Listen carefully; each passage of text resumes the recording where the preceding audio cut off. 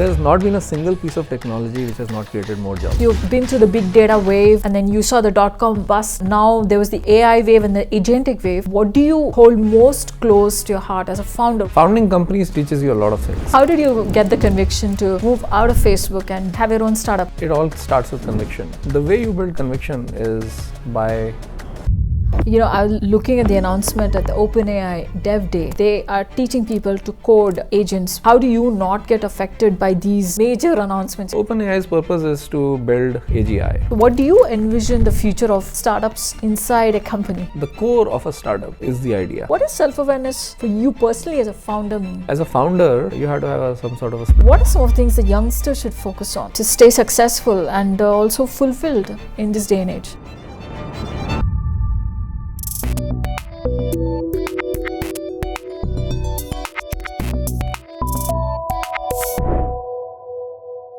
Welcome to another fantastic episode of Ctrl Alt podcast. This is a place where we bring visionaries from the Silicon Valley landscape.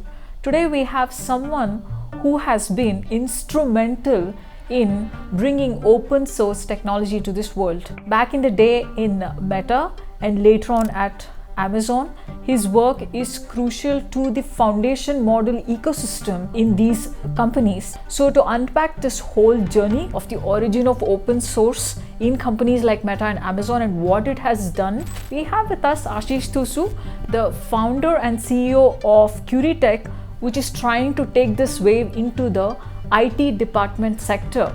He works with a mesh of agents, not just one or two, and he's trying to build something very disruptive to rethink the IT departments in corporations. Huge market. I'm super excited. Let's get started. Ashish, welcome to Ctrl Alt podcast. Thank you. Truly an honor to have you on the show. Ashish, we were just discussing about your journey. You are one person who has been a general manager heading 5 massive product lines at Amazon. You're kind of like a startup founder inside Amazon, and you're catalyzing the foundation model ecosystem, and you come out of that and you start a company like Curie.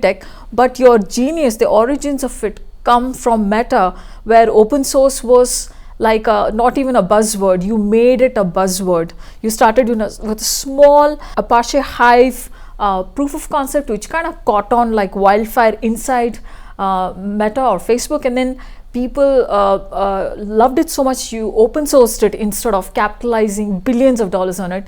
I don't understand you. I think you should have a PhD, but here you are rolling out one startup project after another. Tell us who is Ashish Thusu, where does he come from, and this amazing journey in open source leading you to Curie. Tell us all about yourself. Sure, Vida. So first of all, great to be here and talking about this. So my background has been a lot in technology and data. I grew up in India and went to school in one of the IITs, IIT Delhi. I graduated there with a computer science degree. Then I came here to do in the PhD program in Madison, Wisconsin. Wow! And this was around the .com era, so the pull of the industry was very strong. So I dropped out of my PhD. I joined the industry. I worked on some very fundamental technologies that were being created or matured there, primarily database systems. And then from there, I got very close to data. Then data led me to an opportunity in Meta when it was called Facebook. Where I created certain, Apache Hive being one of the technologies that was created there, primarily to really revolutionize how large data processing is done. Yeah. And if you look at the AI world today, all of that AI world is dependent on data. Yep. So the data, my association with data then led me to creating Cubole. Cubole was one of the first companies to really think about how to do big data in the cloud. From there on, I went into AI ML in AWS, and then finally here we are today, where Curie is the new company that I founded about a couple of years back, which is really trying to revolutionize how IT engineering is done at the core by building agents, software development agents, to try to automate a lot of work to help these developers, IT developers, really become very, very productive in those systems. Wonderful. So, as you were covering this whole journey, I was like, there's also a side of you which learned how to do business, how to sell companies, how to raise funds. So that's a side which is hard. You've also evolved as a founder. What have you learned in these amazing times? You've been through the big data wave, and then you saw the .com bust after the bubble, and then now there was the AI wave and the Agentic wave. What do you hold most close to your heart as a founder? What have you learned? So founding companies teaches you a lot of things. My origins was as an engineer. So when you're an engineer, you are finding solutions to a problem. When you're a founder, you're also finding solutions to the problem, but you're also defining the problems. So there's an important aspect of being a founder, which is how do you perceive the change that is happening in the world, and how you are able to project out that change in the future. Based on that, how do you first convince yourself that a certain the time is ripe for a certain idea, and then once you have convinced yourself, how do you convince everybody else around you, whether those are investors, whether those are your early team members, whether those are your customers. Sometimes you have to educate the market. So those skills are the ones that you start acquiring as you start founding companies. So for me, I started off in Oracle building databases. It was a gradual transition. So there I sort of learned the hearts of the technology. So it gave me a very good sense of where the technology is going. That allowed me to actually predict that in the big data world, when the big data world started at the time, this is 2007, when we did Hive, there was this great technology that had come out called Hadoop, which was primarily doing a lot of data processing, but it was doing processing for search. So because of my background, I was able to correlate it. Okay, this is good for search, but there's a whole field of analytics which needs to get to data, big data. So how do we bring that together? So that was my first growth into being able to predict this based on patterns. Then once you know the arc of technology and you can convert that arc of technology into simple ideas, that will be able to take that advantage of arc of technology and bring certain ideas to the market. Then as I founded Cubole, and then later in AWS, and then now with Curie, you have to start learning as to how do you translate those complex ideas into simple ones, simple conversations to help people around you get convicted to the same level of conviction as you. Amazing. So those are the things that you develop as founders, and that translates into fundraise, that translates into market development, that translates into team building. But fundamentally, you have to understand this concept of first developing a conviction and then translating that conviction in a simple way so that everybody else around you gets convicted about it. So let's take your work at Meta, right? Your work with Apache Hive. You convinced a small group of people to build something within a few months, and it caught on like wildfire. So how did you spot the trend? Like how did you know this is where the puck is going? Because essentially that could have been like $1 billion startup. If you just look at that, I know it was open source, Apache Hive, they open sourced it, but honestly, how did you know that, God, this is going to blow up, let's get our hands on it, let's fix this? How did you know that? So the great thing about Meta was we were given the freedom to explore. Yes, I want to double click on that. I worked with professors at MIT, and they have the freedom to come in as a research associate or a fellow and work. What is this freedom? What's happening at Meta? So at Meta at that time, Meta was a very small company at that time. There were barely like 200 people. It was called Facebook at that time. It was very small. It was a startup. It was a little mid-stage to late-stage startup. And in a startup, the ethos is around building, around exploring, around experimentation. So in that culture, in that environment, we found ourselves. I found myself in that particular culture. And I had my background in SQL and databases. From Oracle. From Oracle. Came from, So I knew how important it is to have a language that every analyst uses to analyze data, how important that.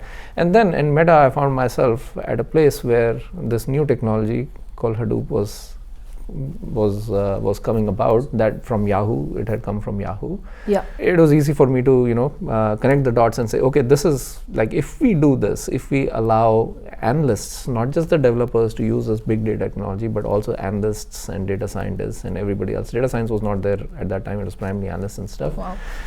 Data engineering and all of that. They essentially allow this.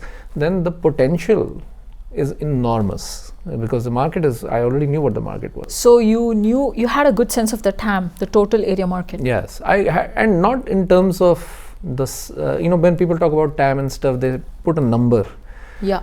What you need to do is actually look at how many people are using. How many people are using it? Using it on the ground. So in our day-to-day world, in Facebook, there was a lot of emphasis on data analysis. So we were surrounded by these analysts. Yeah. And they were all clamoring for doing this analysis, but they were all frustrated because the data was growing so fast that the traditional way of analysis, they were not able to, like, literally to load the data for the last day would take us more than 24 hours, and by that time it was already too late. Yes. So that catalyzed us to think about, so we are faced with a problem. Yeah. I had from my background known that if one of the ways to fix this problem is by building this layer on top of big data, which became Hive, which really democratizes the analysis on this data very easily. And I also had examples around of users clamoring for it within the company. So when you have all of that stimuli coming to you, then you think, okay, this is possible, and then you take one baby step, prove it out, build that conviction, and from there it went on. So literally we created the first prototype in a matter of a couple of months. It was not even as sophisticated as many of the big data technologies are now there. It was really initial prototype, and even that prototype people started using within Meta a lot. A lot, like everybody just overnight started using it. So that gave us the conviction, that gave me the conviction to move forward with that, and that's how Hive started. And if you think about all the ideas that come to fruition, new technology that comes to fruition, they typically start in one place with a prototype, with something to prove out, then you get the signal, and then you expand. Amazing. So that's like the core of founding any idea, whether it's a research idea or a startup idea. I think it's for innovation, this thesis, this approach is very fundamental. Now let's talk about the way the innovation has evolved. Correct me if I'm wrong, this term big data, the term AI, this is about technology that has existed for a long time. People are just riding the buzz, right? It's just a wave, but the technology has always existed. Now, I think you come from a place where you built fundamental technology. So tell us, what was it like for a person like you to come out of Facebook when Facebook was, you could have made millions. It was like the most popular startup at the time, making it big. How did you make that call? Like, with all these capabilities of building fundamental technology, you said no to the buzz, and then you said, I'm going to go build Cubole. How did you get the conviction to move out of Facebook and do something so different, like have your own startup? I see that you're capable of building technologies, you understand how innovation works, ground up, you have an idea, you know how to communicate about it. Now, doing a startup is like you don't get a paycheck, you're making a plan. How did that happen? So, it all starts with conviction. And I again come back to conviction. The way you build conviction is by absorbing what is happening around you. At the time when we started Cubole, cloud was coming up. Yes. So that was again a new technology, new thing to enable certain. Yeah, and people didn't believe in cloud at the time. They said it's going to go away. That's right. So when cloud was coming up, it was all the startups trying to use it. Yeah. And people in large companies, in financial sector, and so on and so forth. I remember when early days of Cubole, I actually talked to these companies, large companies, and they said, we won't touch the cloud with a long pole. Forget data. Some of them even didn't want to put their IP onto the cloud. So it was that environment. Yep. But when you step back, so when there is change, there's always resistance. But in that change, you have to figure out if it is fundamentally making things efficient. Yeah. It's saving time, it's saving money, it's saving effort, it's saving attention, something it saves substantially. Yeah. And the cloud was coming up, just like AI is doing today, shrinking what used to take months to minutes. Yeah. When the cloud was coming up, it was also shrinking the ability to get compute from months to literally a call on the cloud. Like the hyperconvergence phase. Not just the hyperconvergence phase, just the fact that you could spin up clusters and spin up compute and spin up storage by making an API call. All of that used to take manual work first. Somebody had to go rack up servers in big data centers. I remember the early days of Facebook when we were creating these big clusters. There were many times, a couple of months, you had to wait just for the machines to arrive and get racked before you could do anything. So now you're coming from that background and say, okay, this is painful. And now you suddenly find this technology where you can make an API call and you can get 100 clusters in a few minutes. Yeah, you got 100 superpower now. So now suddenly you have a superpower. Yeah. So now you say, this is amazing. This is like a 100x difference. Then you start thinking about how do you apply this? Yeah. How do you take this and apply it to a certain problem domain? Yeah. So that's how we had seen the success of Hive already in Meta, and we had seen that what holds back people in using this is the computing power.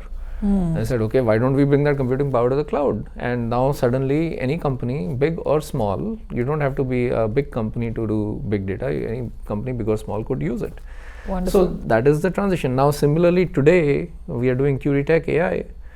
Curie Tech AI essentially is trying to really automate a lot of IT engineering work, and that is done traditionally. The traditional way of doing things is through development developing software and testing it and all that kind of stuff. We are building agents to do that. Yeah. Now, some people are obviously scared about using AI. Some people are more comfortable. I think this is much more evolved than that. But again, the same kind of resistance that we met in the cloud last year, there was similar kind of questions around AI. But then you see the difference where things that would take months now get reduced to minutes or hours. You say this is, okay, let's build on top of it. Let's, take this fundamental approach and try to rethink certain things, and build features and functionality to take away that objection. So that's how essentially all these new ideas that I have been fortunate enough to be part of have come about. That's a singular pattern there. Wonderful. So you won an award for your work in open source at Meta. You want to talk about the award? And So this was in SIGMOD, I believe 2018 or 19. Yes. It was given to Hive, and the primary reason it was given to is was because it was considered to be the fundamental technology of that decade, of the whole 2010s decade. Okay.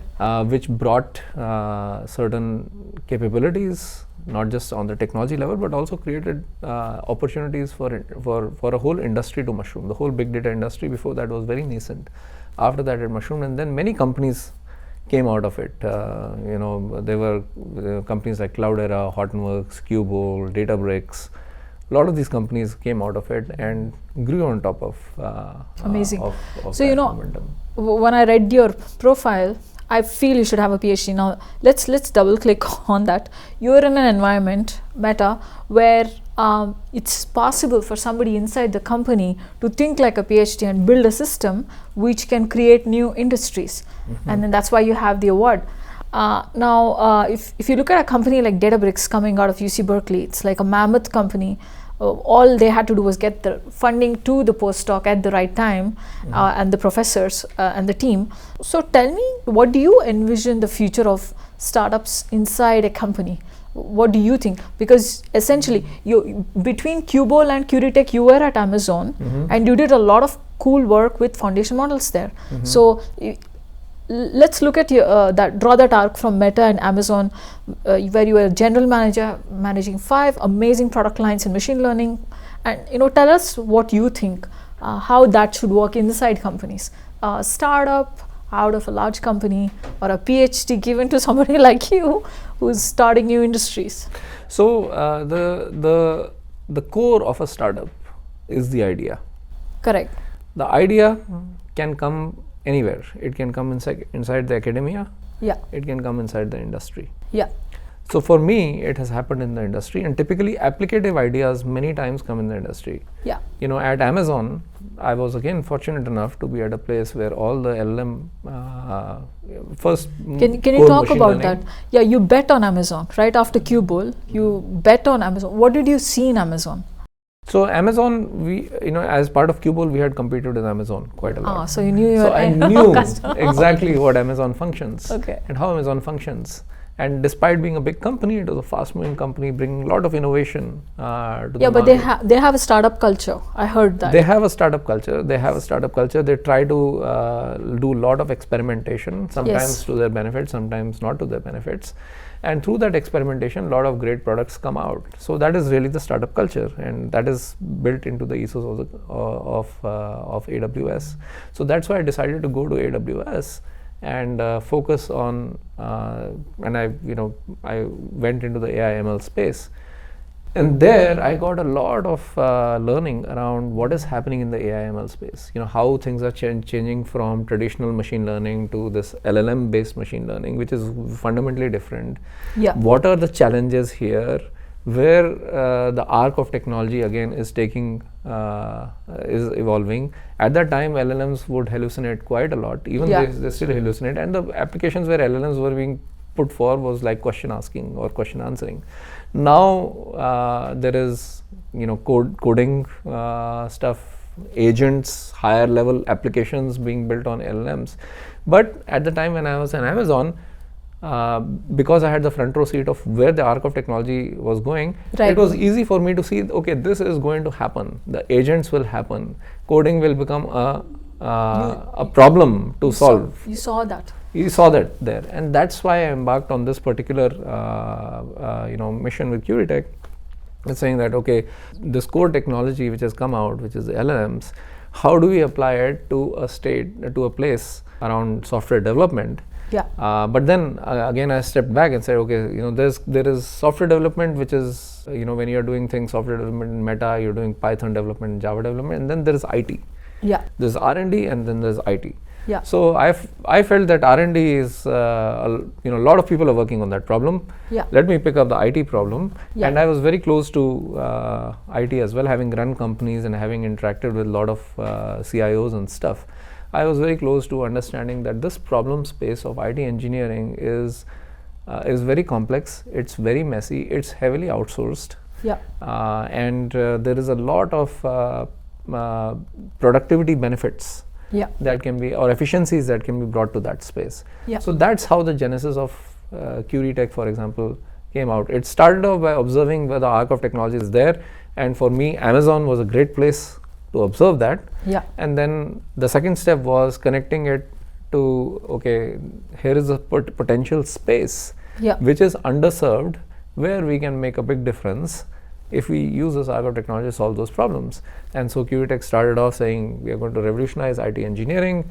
We're going to start with integrations. Integrations is the hub of what IT does anyway, moving data around between different systems. And so we focused on that problem, and today we have built a fleet of agents, not just a single agent, but bunch of software development is not just coding. There's documentation, there's testing, there is user acceptance testing, many of the aspects. So our vision really is, how do we automate all of that with agents, so that all the software developers that are doing this work today can be 100x more productive with those agents. And that's really how how my situation in AWS enabled me to do this work going forward. Amazing. So you've vet the problem, you've been in the industry, and you know the ins and outs of it. So if you look at the software deployment cycle, so your work starts while building the code, or is it after delivery? Because there's always DevOps, DevSecOps, people are building agents for them. How do you differentiate what you're doing? What kind of use cases are you going after at Curie Tech? So we work right from design to developing the code to testing it. But you're different from vibe coding or cursor. I mean, so this is a good question. So vibe coding has become very useful, but I think vibe coding is an intermediate state, because what vibe coding does is within the IDE, where within the development environment, where the user is actually building the software, you are asking the AI to assist the user. Correct. Imagine the world where the software is being built by the AI and the user is assisting. Okay. Oh my God. So it's a completely different world. Yeah. One world, the user is developing, or the developer is developing the software.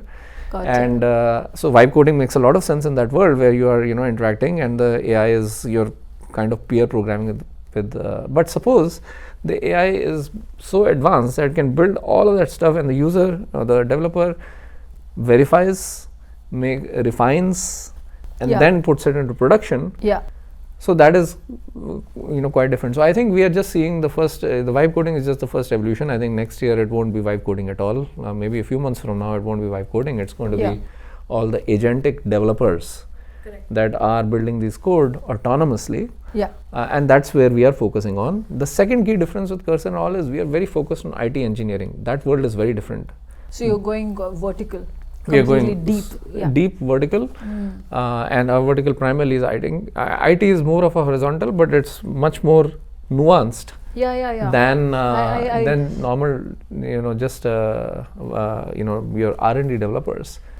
The processes are different, the user base is different, you're the sharper, product is different. your LLMs will be sharper to those particular domains. Yeah. So to IT engineering, our LLMs will be much sharper, our product will be much sharper. We understand the workflows in those engineering, in those things, so we can automate higher level skills than just, coding and testing is just base level skills, but you can use those skills to do things like migrations. You can use those skills for digital transformation, so higher level skills. So we can build those skills, and that's where we are focused on. Amazing. I was looking at the announcement at the OpenAI Dev Day. They are teaching people to code agents with a very non-technical kind of experience. So where does your company fit in? Because whenever I see these new technologies come in, the really cool startups are not getting affected by it. So how do you not get affected by these major announcements? Google does that, Anthropic does that, they come in and throw these new tools and everybody says, oh, startups will get killed. So where is it that your moat is really strong? So our moat is in our domain. So the IT, right? Okay. Yeah. So a lot of, OpenAI's purpose is to build AGI. I fundamentally don't think that there is, one agent which does everything. I don't think they think that as well. So what they do is they have these strong LLMs, and they are enabling people to connect different tools with these LLMs to build higher level agents. That is a software development approach that has been there before. People write custom software to do their custom things, and a lot of people write custom agents. But every company in the world is not going to write a IT specific developer which understands the IT engineering space or the integration space and does that kind of stuff. That's where we specialize. That's why there is software, there are tools to build software, and then there is SaaS and software which is shipped. So we are much more in that space, and because we are specialized in this particular domain, we can do things both from the tooling perspective as well as from the model perspective, very, very specific. We also have a lot of data in this particular domain. This is not a domain which has got public data itself. So that creates a moat for us to protect us against.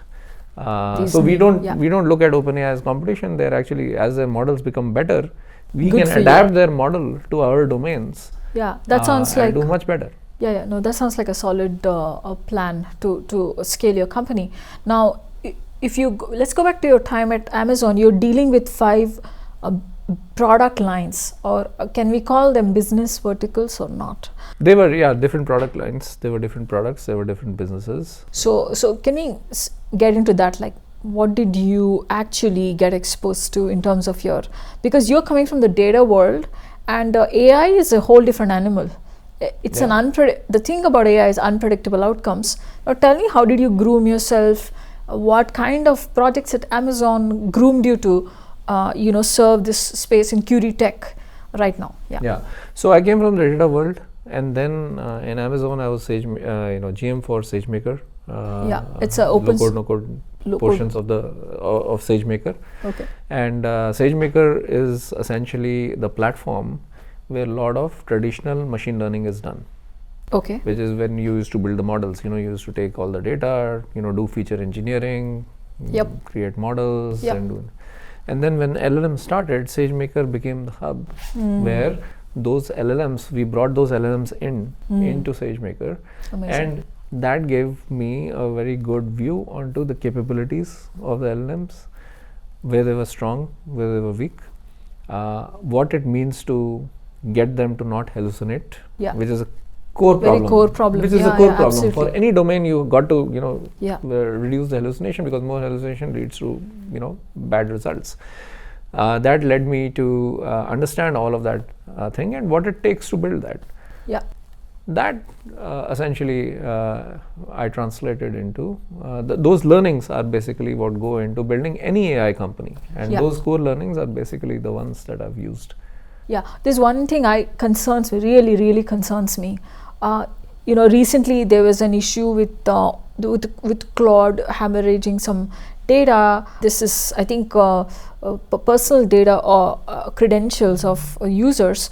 I don't remember the context, but I'm like, wow, I use Claude a lot. In fact, I do a lot of proof of concepts there, where these are confidential projects I do for companies. I'm developing it there. So tell me, what is cybersecurity looking like, or what does security for agents and AI look like? What was it like in Amazon, and what is it like now? So the story around security and how security is addressed for agents was still evolving. When you were in Amazon, right? Yeah. Now it's way mature. For example, all the LLM providers now, especially for vendors like us, when we work with them, we have agreements in place like zero data retention. So they cannot retain any data. They cannot therefore use that data for any kind of training. So it is contractually bound. So even in Curie Tech, this is like de facto. This is how it is. De facto. So data is never used for training. Yeah, but how do you leverage the wealth of data you have? Because data is currency. What do you make of it? Is your data anonymous? What do you do? So we, for our models and stuff, we create our own data sets. And we have, over a period of time, developed enough grounding in this particular domain that we have been able to create data sets both synthetically as well as through, we have created algorithms to create those data sets synthetically as well as through annotators, and a combination of human and machine, we have been able to build those data sets. Those are the ones that we use for, for training stuff. For all our paid customers, the data is not used for training. And the models that we use, many of I would say our models are fine-tuned on top of the LLMs provided by OpenAI and Anthropic, and Anthropic doesn't provide that much fine-tuning, but those things, for those we have enough things in place so that the data is never used for training, and neither is it stored on those servers. So in response to the things that you mentioned, the model providers have had to build these constructs both in their contracts as well as in their products to give people the trust that such type of incidents don't happen. And this is exactly what we have also done at Curie Tech. We work with large enterprises. The first question they ask is, this is my data, what are you going to do with it? So we have done over a period of last 2 years, built a lot of product features on security. We have done a lot of compliance work to give, and we have gotten certifications from external auditors to give people, give our customers that level of trust and confidence that their data is going to be safe with us. Wonderful. So, I do want to keep going here, but I know time is valuable.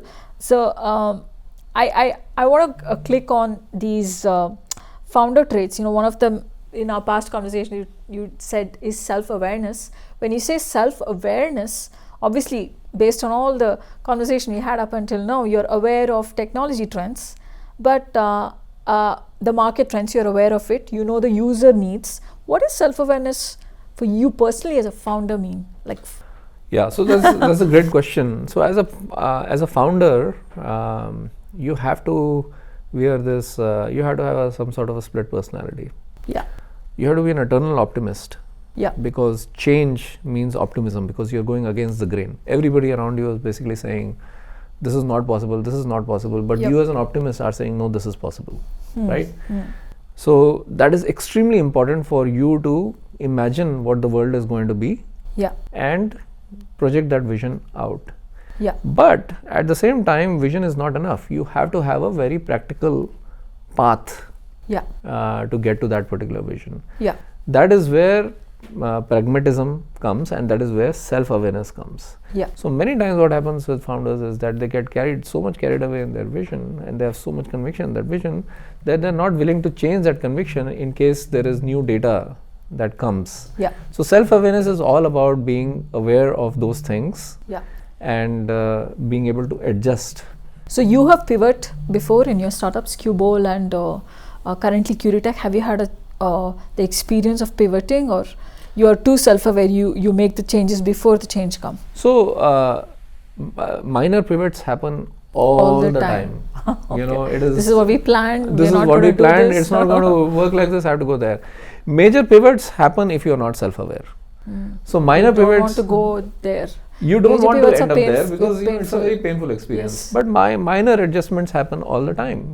Whether it was in Curie or in Cubole, you read the market, and based on those market, you know, those things, you make the adjustment. For example, very early on when we started Curie Tech, we said going to create this agentic developer, and we focused heavily on creating a standalone developer which you could attach to, you could give, your specifications, full specification. The full AI developer will take the specification, create the whole project. Fantastic. But because vibe coding is so much in the vogue, we had to bring that to the plugin, even though we believe that the final goal is going to be this autonomous developer where another developer can just literally assign them a task and they can finish the task, and they can just have to verify that.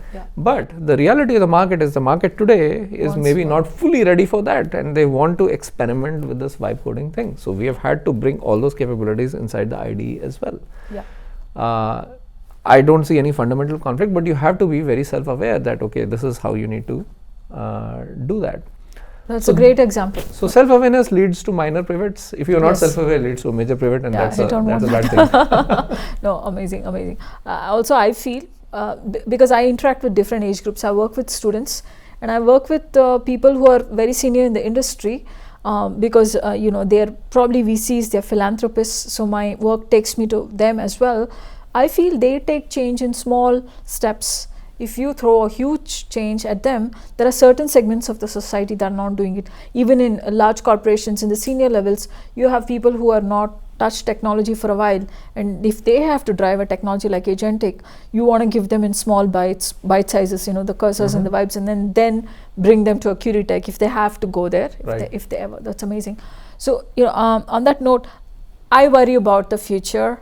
For me, with the Agentic and the AI wave, I think how my child's education is going to look like, what kind of profession they're going to pick, will they have jobs? You've seen so many waves, technology waves, starting with big data.